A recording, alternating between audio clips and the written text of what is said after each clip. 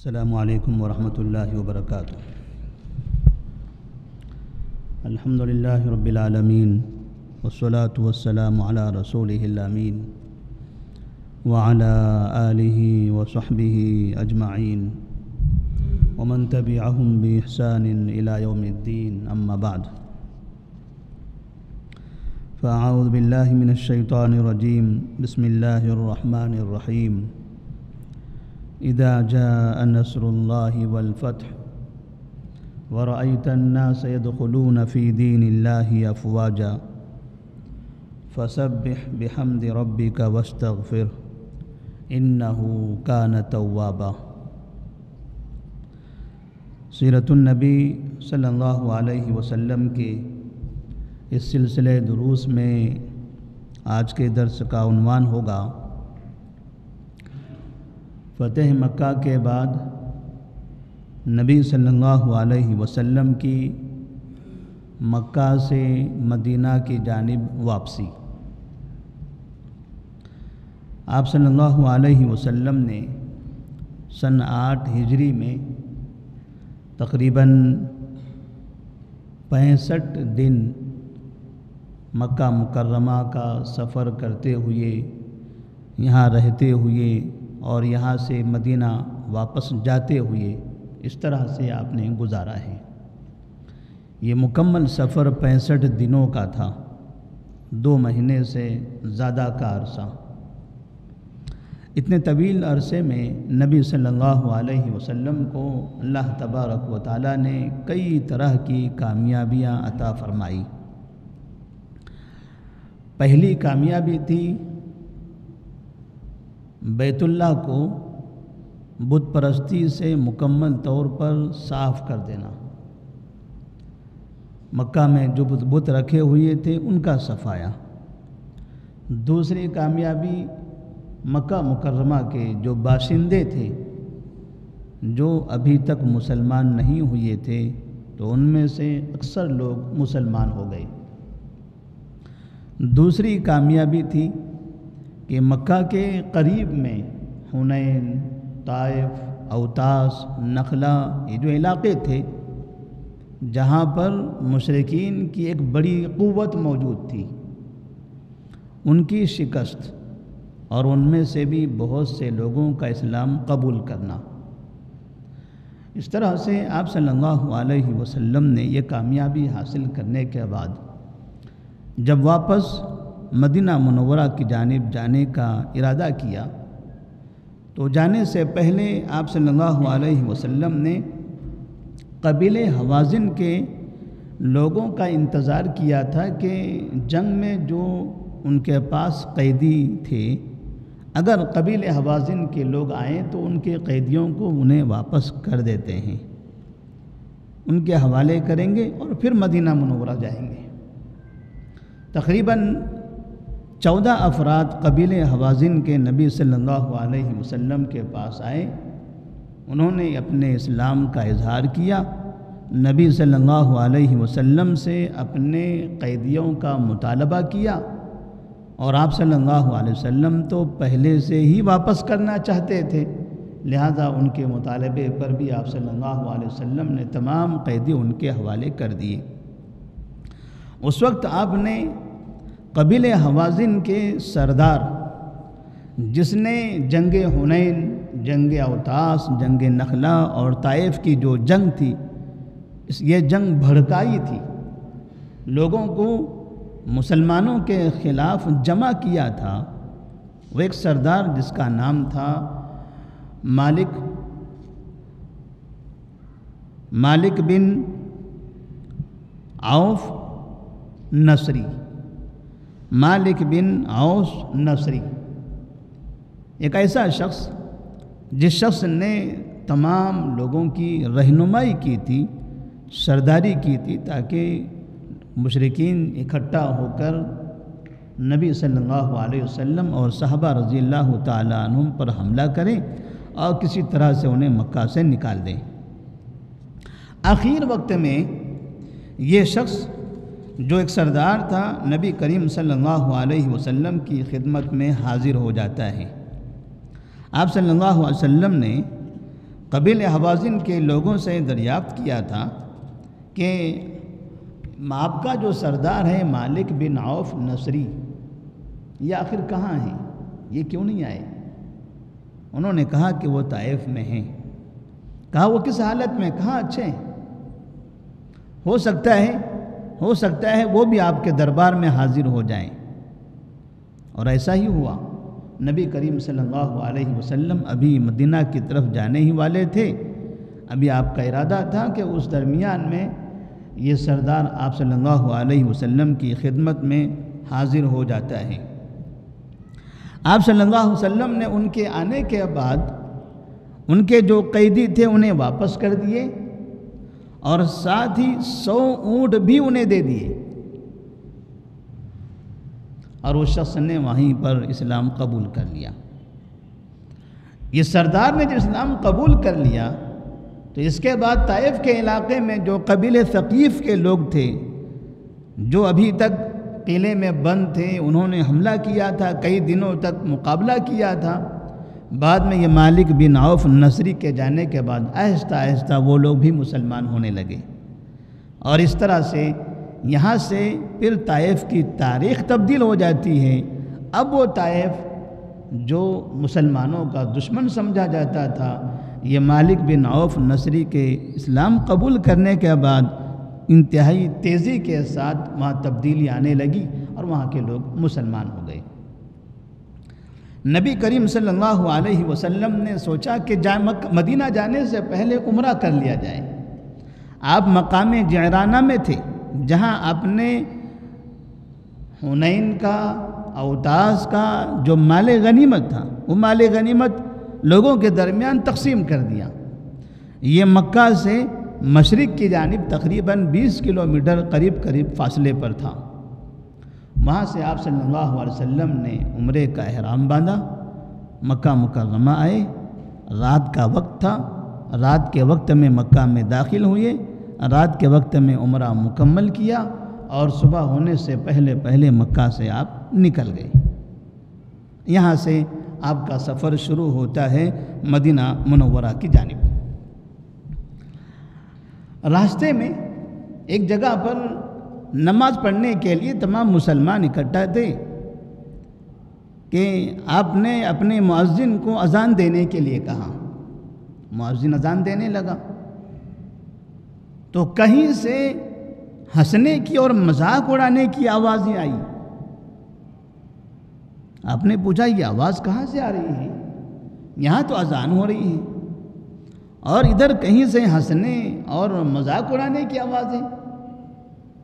تو لوگوں نے بتایا کہ اس جگہ پر کچھ افراد موجود ہیں، وہ مشرکین ہیں، اذان سن کر وہ اذان کا مذاق اڑا رہے ہیں، اور ان میں سے کچھ ایسے لوگ ہیں جو اذان سن کر اذان کے کلمات دہرا رہے ہیں، وہ بھی بلند آواز سے کہہ رہے ہیں، جیسے مؤذن اذان کہہ رہے ہیں ویسے وہ کلمات دہرا رہے ہیں۔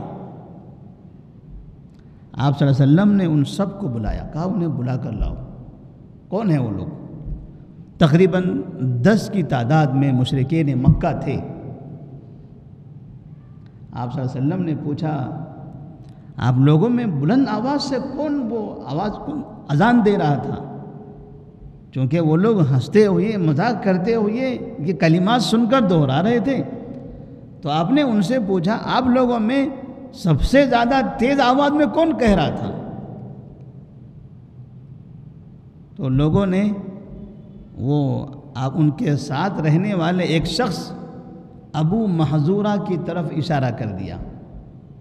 یہ ابو محذورہ تھے جو بلند آواز سے اذان دے رہے تھے۔ آپ نے ان سے کہا کتنی خوبصورت آواز ہے آپ کی، کتنی اچھی آواز ہے آپ کی، ایسا کیجئے آپ ہمارے پاس رہیے اور ہم آپ کو اذان کے وہ کلمات سناتے ہیں، ایک مرتبہ پھر سے آپ اسی طرح کی اذان دیجئے۔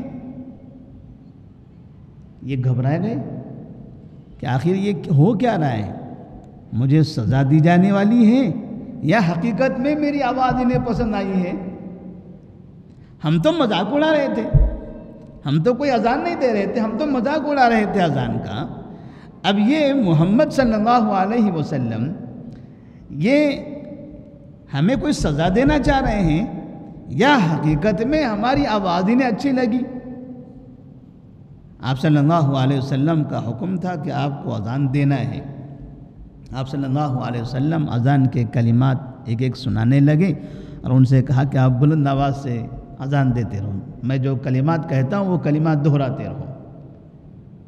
ابو محذورہ بلند آواز سے اذان دینے لگے، نبی صلی اللہ علیہ وسلم ایک ایک کلمہ کہتے تھے، وہ اذان دیتے تھے۔ ابو محذورہ رضی اللہ تعالیٰ عنہ جب انہوں نے یہ منظر دیکھا اور یہ کلمات اپنی زبان سے ادا کیے، اسی درمیان میں ان کا دل بدل گیا اور اسی جگہ پر انہوں نے اشہد ان لا الہ الا اللہ واشہد ان محمدا عبدہ ورسولہ، اسی جگہ کلمہ توحید کا اقرار کر لیا اور وہ مسلمان ہو گئے۔ تقریباً 16 سال کی عمر کے نوجوان تھے۔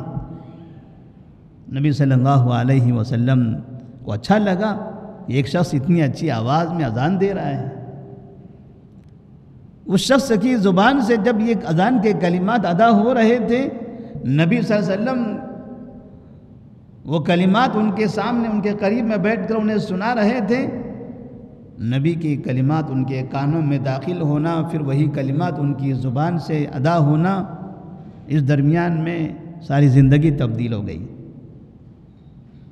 اس شخص کے دل میں جو شرک اور کفر تھا وہ نکل گیا، اور اشہد ان لا الہ الا اللہ اشہد ان محمد رسول اللہ حی علی الصلاح حی علی الفلاح، یہ جو کلمات تھے یہ کلمات اس کی حقیقت کی عکاسی ہو گئی۔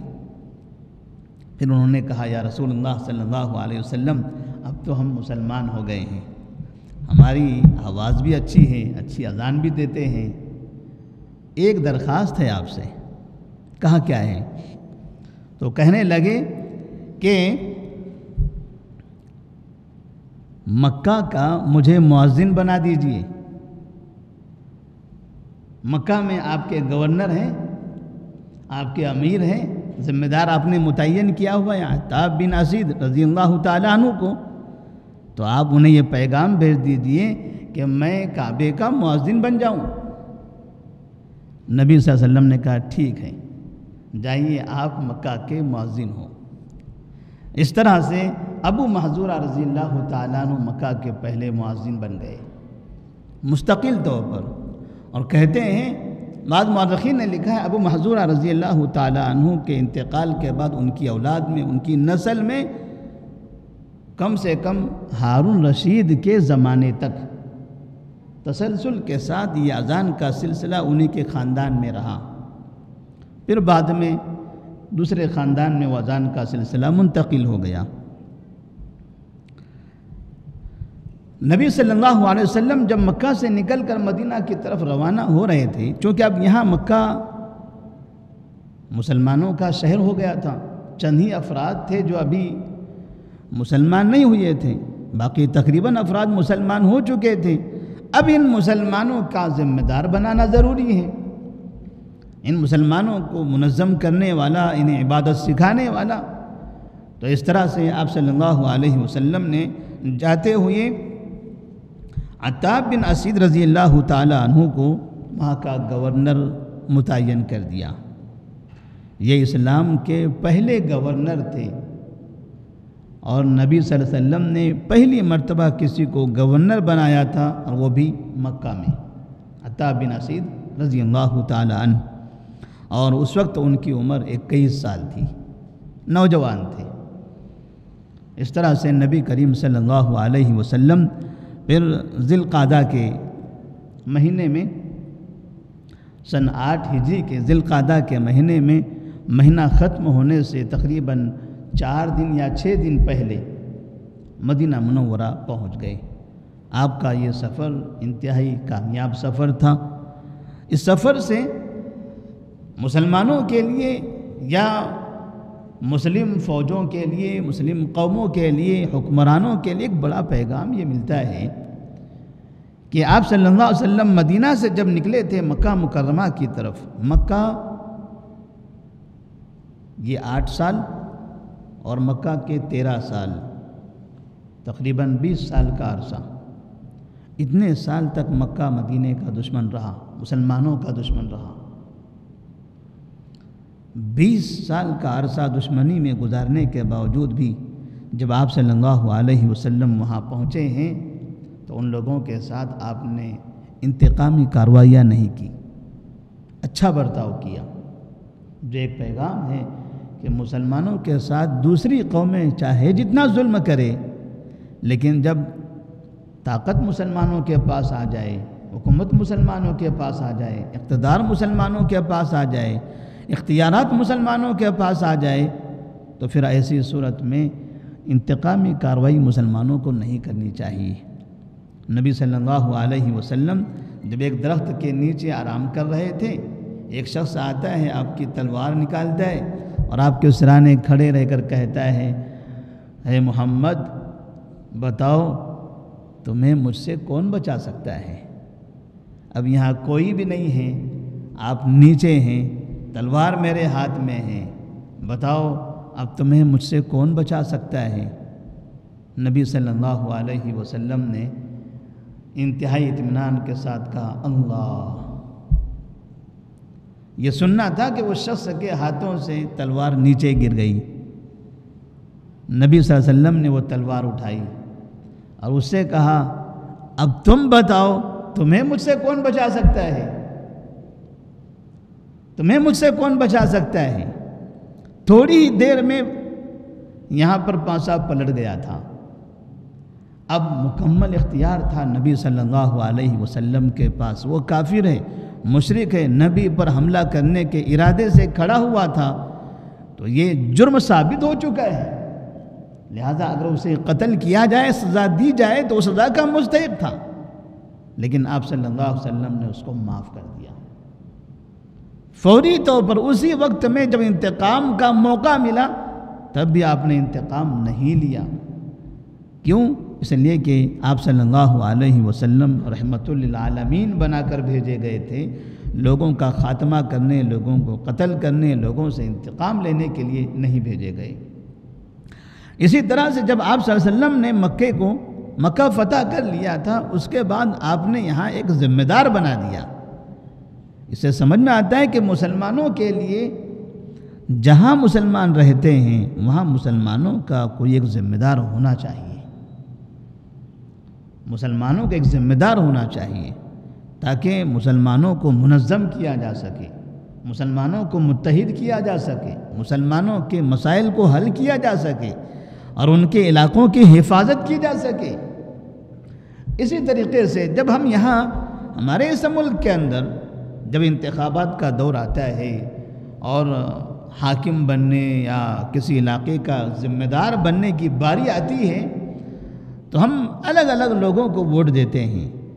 ہماری یہ کوشش ہونا چاہیے کہ ہمارے علاقے میں ہمارا اپنا بھائی ذمہ دار ہو، ہمارے علاقے میں ہمارا اپنا بھائی ذمہ دار ہو، لیکن بھائیوں میں سے وہ بھائی ذمہ دار ہو جو امانت دار ہو، جو دیانت دار ہو، جو حقیقت میں ذمہ دار اس کو بنایا جائے جو قوم کا وفادار ہو، قوم کے لیے ہمدرد ہو، اس کو نہیں جو قوم کو لوٹنے والا ہو، قوم کا لٹیرا ہو۔ اگر قوم لٹیرے کو اگر ووٹ دے دیتی ہے، انہیں اگر جتا دیتی ہے، انہیں کامیاب کرتی ہے، تو 5 سال تک پھر وہ لوٹتے رہنا ہے۔ پھر مسلمان شکایت کرے کہ ہم لوٹ رہے ہیں، ہم پریشان ہو رہے ہیں۔ اس لیے مسلمانوں کو اپنے درمیان میں سے، اپنے ہی قوم میں سے اچھے انسان کا انتخاب کرنا ہے۔ نبی صلی اللہ علیہ وسلم نے عتاب بن اسید رضی اللہ تعالیٰ عنہ جیسے کہ ہونہار، انتہائی دانشمند اور انتہائی اچھے انسان، بااخلاق انسان، ملک کو، مکہ کو سنبھالنے والے انسان اور منظم رکھنے والے انسان کو وہاں کا گورنر بنایا اور ان کے بھروسے پر مدینہ منورہ کی طرف روانہ ہو گئے۔ بہت بڑا اعتماد تھا ایک شخص کے اوپر، ایک شخص پر بہت بڑا اعتماد تھا کہ اس شہر کو ابھی ہم نے فتح کیا ہوا ہے، ابھی یہاں جو افراد ہیں ان میں سے اکثر وہ لوگ ہیں جو نئے مسلمان ہیں، کچھ بھی ہو سکتا ہے، یہ بغاوت بھی کر سکتے ہیں، یہ مرتد بھی ہو سکتے ہیں، یہ اپنے حاکم پر حملہ بھی کر سکتے ہیں، کچھ بھی کیا جا سکتا ہے۔ اس وقت میں اس شخص پر اعتماد کرنا، یہ حقیقت میں یہ اس شخص کی صلاحیت تھی کہ نبی کریم صلی اللہ علیہ وسلم نے اس کے اندر وہ چیزیں دیکھی اور انہیں مکے کا گورنر، مکے کا ذمہ دار بنایا اور وہاں سے واپس مدینہ منورہ کی طرف تشریف لے گئے۔ یہاں آپ صلی اللہ علیہ وسلم کو تقریباً بڑی کامیابیاں مل گئی۔ اب سن 8 ہجری کے بعد سن 9 اور 10 ہجری 2 سال باقی رہ جاتے ہیں۔ اب ان 2 سالوں میں اب کوئی بڑی جنگ نہیں ہے، چند ایسی کچھ کارروائیاں تھیں جو ملک شام کے علاقے میں کی گئی تھی۔ یہ جو مدینہ سے جنوب کا جو علاقہ تھا، مدینہ سے یمن کی سمت کا جو علاقہ تھا، مدینہ سے جنوب کے سمت مکہ ہے، مکہ اور مکے سے پہلے کے جتنے علاقے تھے یہ سارے علاقے پرامن ہو گئے۔ اب بعض علاقے تھے مدینہ سے ملک شام کی طرف کے، جو مدینہ کے شمال میں نارتھ میں واقع تھے، وہاں پر آپ نے بعض کارروائیاں کی۔ اس کے علاوہ کوئی بڑی کارروائی فتح مکہ کے بعد نہیں ہوئی۔ اسلام کافی زیادہ تیزی سے پھیلتا رہا، دعات ادھر ادھر بکھرتے رہے، نبی صلی اللہ علیہ وسلم الگ الگ حکمرانوں کو خطوط روانہ کرتے رہے، اسلام کی دعوت بڑھتی رہی، یہاں تک کہ اللہ تبارک و تعالیٰ نے سورہ نصر نازل فرمائی، اذا جاء نصر اللہ والفتح ورأیت الناس يدخلون فی دین اللہ افواجا۔ آپ کی نبوت کی ابتدا ہوئی تھی دعوت سے، اور جب آپ اس دنیا سے جا رہے تھے تب بھی آپ دعوت دیتے رہے، اور دعوت میں آپ کو انتہائی بڑی کامیابی ملی۔ تو اللہ تبارک و تعالیٰ سے دعا ہے کہ اللہ تبارک و تعالیٰ ہمیشہ ہماری جو ذمہ داری ہے وہ دین کی دعوت ہونی چاہیے۔ ایک نقطہ ہم یہاں بیان کرنا چاہتے ہیں کہ بعض مرتبہ لوگ یہ سمجھتے ہیں کہ اصل سیاست ہے، اصل حکومت ہے، پہلے حکومت لانا ہے، بعد میں دین کی دعوت دینا ہے۔ بعض لوگوں کا یہ خیال ہے، بعض لوگ یہ سوچتے ہیں کہ پہلے حکومت لانی چاہیے، جب حکومت آئے گی تب اس کے بعد دین آئے گا، نظام آئے گا، اسلام آئے گا، فلاں آئے گا۔ یہ ساری باتیں بعد کی ہیں، پہلے حکومت لانے کی کوشش کرنا چاہیے۔ یہ ایسے افراد ہیں جو حقیقت میں دین کو صحیح سمجھتے نہیں ہیں۔ نبی کریم صلی اللہ علیہ وسلم کی زندگی کے واقعات سے مثال دیتے ہیں، لیکن مکہ مکرمہ کے اندر آپ صلی اللہ علیہ وسلم نے 13 سال تک صرف دعوت دی۔ کبھی بھی 13 سال کے عرصے میں آپ نے حکومت لانے کی کوئی تحریک نہیں چلائی، یہاں تک کہ لوگوں نے حکومت آپ کو دینے پر رضامندی کا مظاہرہ کیا تھا۔ لوگوں نے کہا تھا ہم آپ کو سردار بنا لیتے ہیں مکے کا، نبی نے کہا نہیں، مجھے سرداری نہیں چاہیے، کیونکہ یہ سرداری میں دین کو چھوڑنا پڑ رہا ہے، اور ایسی سرداری جہاں پہلے سے دین موجود ہو اس کو چھوڑ دینا پڑے، یہ سرداری ہمیں نہیں چاہیے۔ ہمیں پہلے عقیدے کی دعوت دینا ہے، پہلے لوگوں کی تربیت کرنا ہے۔ جب یہ لوگ مکمل طور پر ایمان میں داخل ہو جائیں گے، حکومت خود بخود بن جائے گی، حکومت بنانا آسان ہو جائے گا۔ اس لیے آپ صلی اللہ علیہ وسلم جب مکہ سے ہجرت کر کے مدینہ منورہ گئے، کون سا انتخاب ہوا؟ کہاں حکومت کا پرچار ہوا؟ کوئی بھی نہیں۔ سب مسلمان تھے اور سب مسلمان نبی کو مانتے، لہذا خود بخود حکومت بن گئی۔ جب سب ایک عقیدے والے ہو گئے، سچے پکے مومن بن گئے، تو ایسی صورت میں ہر سچا پکا مومن یہ چاہتا ہے کہ میری زندگی میں اسلام نافذ کر دیا جائے۔ اسلام نافذ کرنے کے لیے ان کے درمیان میں جو سب سے زیادہ مستحق فرد تھے وہ کون تھے؟ نبی صلی اللہ علیہ وسلم۔ لہذا اس طرح سے آپ صلی اللہ علیہ وسلم حاکم بن گئے اور 10 سال تک آپ نے حکومت کیا۔ اس لیے پہلے دعوت ہے، پہلے دعوت، اور دعوت میں عقید توحید کی دعوت، عقید توحید کی ہم دعوت دیتے رہیں تو انشاءاللہ اللہ تبارک و تعالی ساری چیزیں آسان کر دے گا۔ وہ دن دور نہیں جب مسلمانوں کے پاس وہ اختیارات بھی آ جائیں گے۔ اللہ سے دعا ہے کہ اللہ تبارک و تعالی ہم تمام کو عقید توحید کی دعوت دینے اور اس مشن کو آگے بڑھانے کی توفیق عطا فرمائے۔ السلام علیکم ورحمۃ اللہ وبرکاتہ۔